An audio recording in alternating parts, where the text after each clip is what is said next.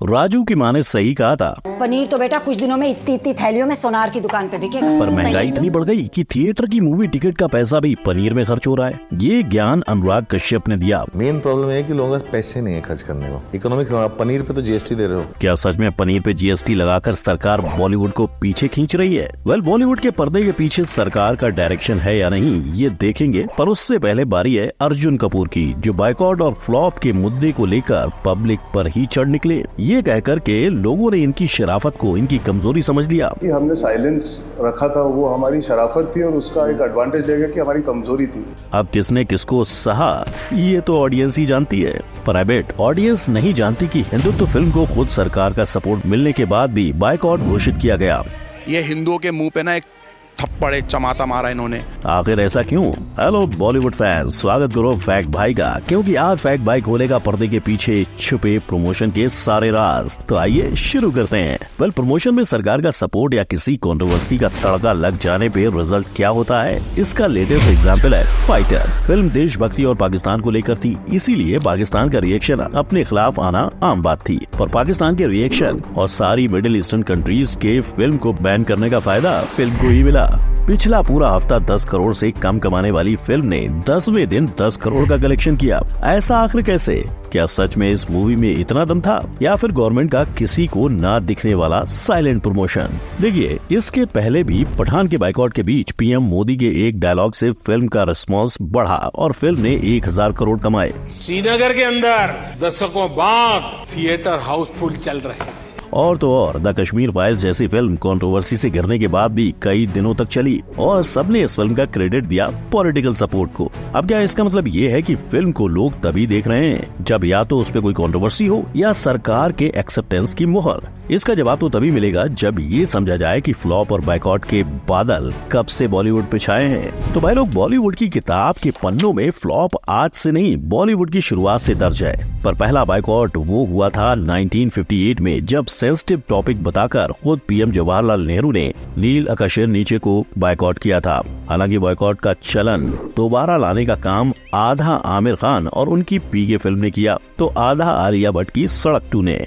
लोग पहली से हिंदू सेंटिमेंट्स को ठेस पहुंचाने के लिए नाराज थे, तो दूसरी से बिना कहानी की फिल्म बनाने के लिए। पर हिंदुओं को ठेस पहुंचाने का सिलसिला रुका नहीं और बॉलीवुड कहलाया एंटी हिंदू, क्योंकि कभी राधा सेक्सी हुई, कभी गणपति बप्पा मोरिया परेशान करे मुझे छोरियां हुआ, तो कभी रघुकुल का अपमान। क्योंकि रघुकुल रीत सदा चली आई, प्राण जाए पर पप्पी न जाए। और ये तो बहुत छोटे एग्जाम्पल्स हैं, बॉलीवुड के पास इससे भी कई बड़े एग्जाम्पल्स हैं। वही नेपोटिज्म के मुद्दे को आए दिन धुआं मिलता रहता है। ऐसा नहीं है कि नेपोटिज्म के चलते हमें अच्छे एक्टर्स नहीं मिले।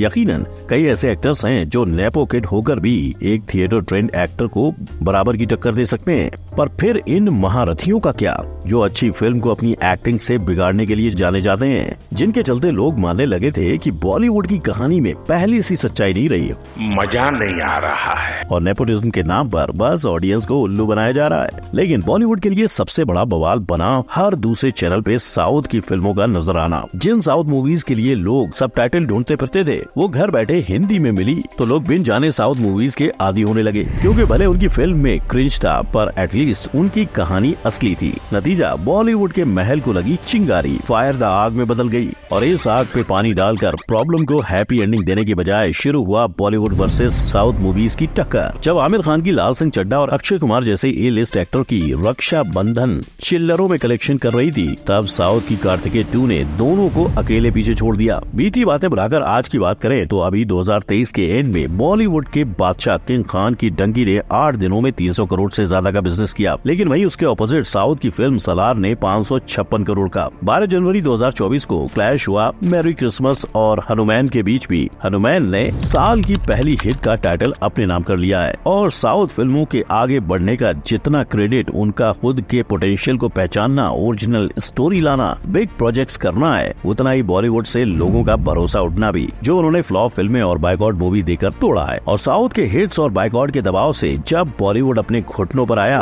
तब कईयों ने अपनी राय सामने रखी, जैसे कि अनुराग कश्यप। मतलब इनकी माने तो बॉलीवुड सिर्फ लोगों के पास पैसे न होने की वजह से फ्लॉप होती है। लोगों के जेब में पैसे नहीं खर्चने को। हमारे देश में खतरनाक इकोनॉमिक स्लम चल रहा है, हमें उसके बारे में बात करनी चाहिए, उसके बारे में हम कोई बात नहीं कर रहे। और जब इतना काफी नहीं था तब अनुराग और तापसी ने लोगों से अपनी मूवी बॉयकॉट करने की दरख्वास्त कर दी। बॉयकॉट दोबारा, मैं बॉयकॉट करो यार, मैं कोई बॉयकॉट करो मैं। लेकिन नादानी में करी ये बात लोगों ने ज्यादा ही सीरियसली ले ली और दे डाला दोबारा को बॉयकॉट एक्ट। नतीजा 30 करोड़ रुपए की बनी फिल्म सिर्फ 6 करोड़ में सिमट गई। इतना ही नहीं, इस मूवी के कई शोज लोगों के ना जाने की वजह से कैंसिल तक हो गए। मतलब जनता जनार्दन से नो पंगा। और जब ऐसा ही पंगा लाल सिंह का ऑडियंस के साथ हुआ तब आमिर को खुद सामने चलकर लोगों को कहना पड़ा कि उनकी फिल्म को बॉयकॉट ना किया जाए। पर उनके को एक्टर का क्या, शायद इन्हीं सेंटिमेंट्स की वजह से ऑडियंस का गुस्सा बढ़ा और फिल्म सुपर डुपर फ्लॉप हुई। आप जा रहे हो ना फिल्म देखने तो मत जाओ, नोबडी हैज फोर्स्ड यू। लेकिन जब लाल सिंह को चुके से नेटफ्लिक्स पर लॉन्च किया गया तब ऑडियंस का रिएक्शन पलट गया। फिर हर जगह बस आमिर की वाहवाही होने लगी। इतना ही नहीं, लाल सिंह चड्ढा नेटफ्लिक्स की नंबर 1 मूवी तक बनी। यानी अगर लोग करीना की बात को इग्नोर कर सिर्फ आमिर की सुनते तो शायद मूवी थिएटर में भी चलती। पर सारे हालातों को मद्देनजर रखकर बॉलीवुड भी भलाई की राह पर चलता नजर आ रहा है। इसका सबसे बड़ा उदाहरण है 2023 की मूवीज।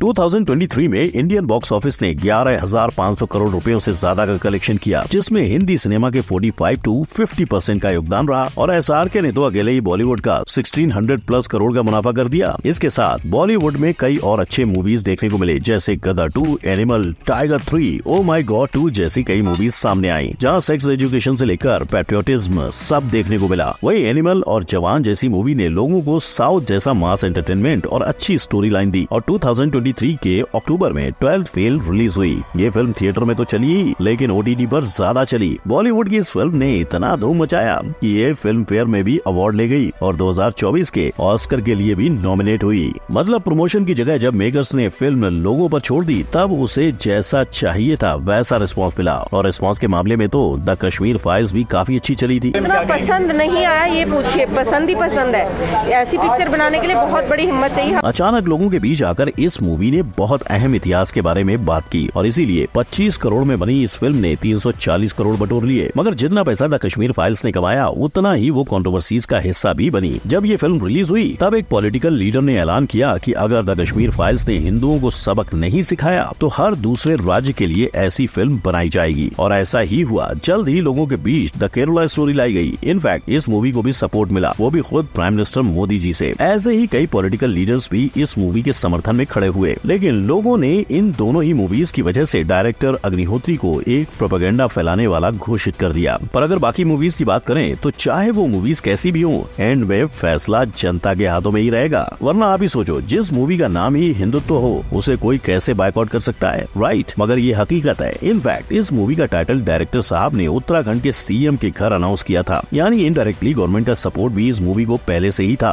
लेकिन फिर जब ये मूवी रिलीज हुई तब लोगों को पता चला कि भैया मूवी तो असल में हिंदुत्व के बारे में है ही नहीं। मूवी में लव जिहाद और हिंदू मुस्लिम की तकरार दिखाकर क्लाइमैक्स में भाईचारे की बात की गई। इसीलिए जब मूवी थिएटर में रिलीज की गई तब उसे ऑडियंस का भला बुरा सुनना पड़ा। तुम के नाम पर क्या हिंदुओं के साथ खिलवाड़ अंत में दिखाई जी? बिल्कुल खिलवाड़े, मजाक है। ये हिंदुओं के मुंह पे ना एक थप्पड़ चमाता मारा इन्होंने। यानी भाई लोग, एक चीज तो बिल्कुल साफ है, अगर मूवी अच्छी नहीं होगी तो चाहे फिर मूवी को गवर्नमेंट खुद क्यों ना प्रमोट कर रही हो उसे भी बायकॉट किया जा सकता है। मतलब जनता ना अनुराग कश्यप की सुनती है और ना गवर्नमेंट की। अगर सुनती है तो सिर्फ अच्छे कंटेंट और अपने आप की।